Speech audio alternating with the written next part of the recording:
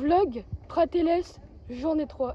C'est ça? Oui. Ok. Qui est déjà venu à Avignon? Ok. Il n'y a que toi dans le groupe, sinon c'est les encadrants. Et t'avais visité le Palais des Papes ou la Cour d'honneur? Ouais. Tu te souviens de certaines choses? C'était il y a longtemps ou pas? Il y a un an. Je me souviens des architectures. Ouais. Bah ici, on est dans une architecture qui est gothique. C'est le plus grand bâtiment gothique qu'il y a au monde. Donc assez impressionnant. Et il est placé au patrimoine mondial de l'UNESCO.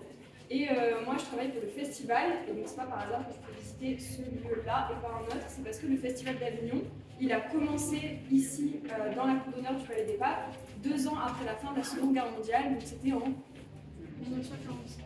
7, ouais, 2 ans après. Ah oui. Donc 1947, c'est la première semaine d'art en Avignon.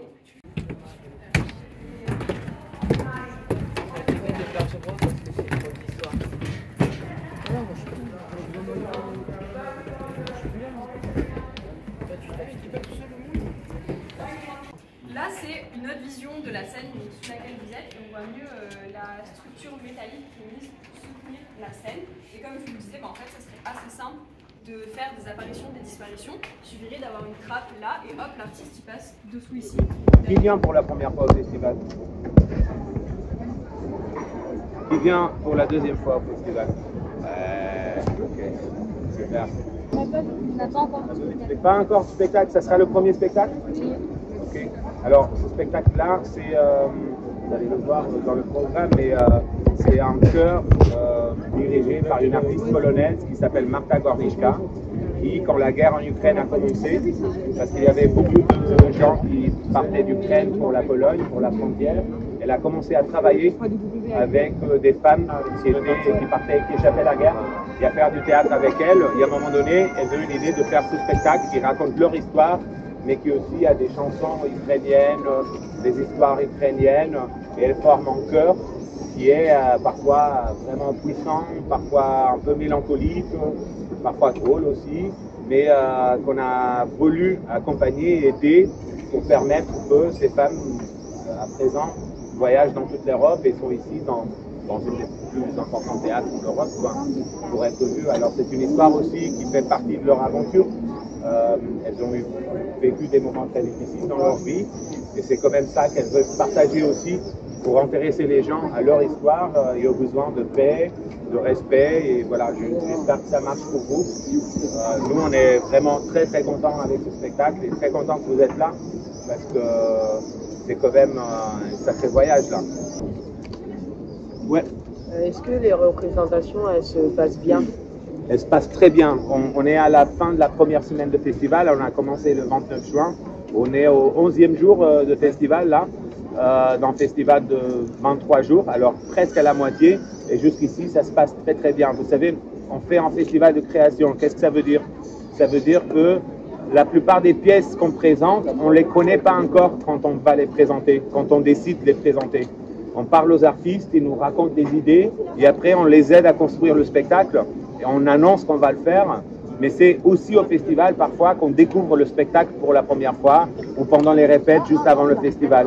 Alors ça veut dire qu'on ne sait jamais si cette année ça va bien se passer, combien de pièces sont bien, s'il y a des pièces qui ne sont pas tellement bien. Et cette année, c'est une année particulièrement réussie. On est très content avec les pièces qu'on a présentées jusqu'ici.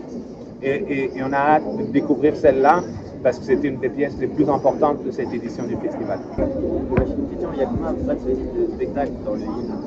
Il y a 35 spectacles et 2 expositions.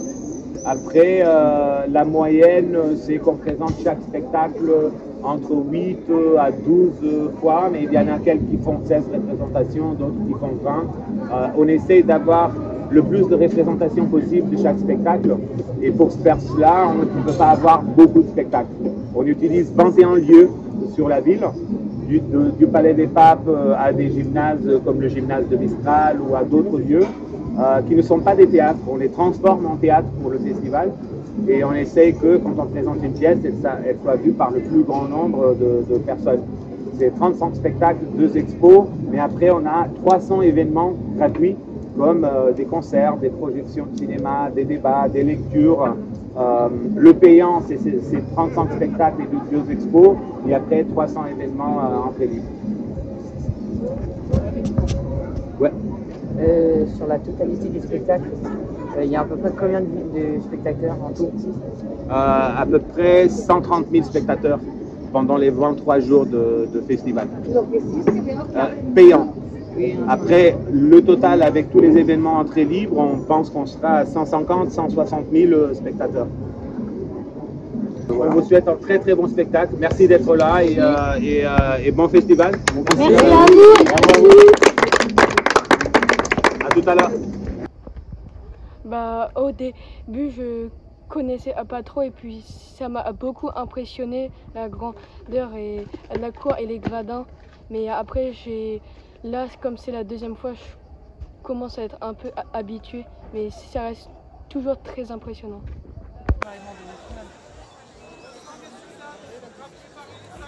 Amen.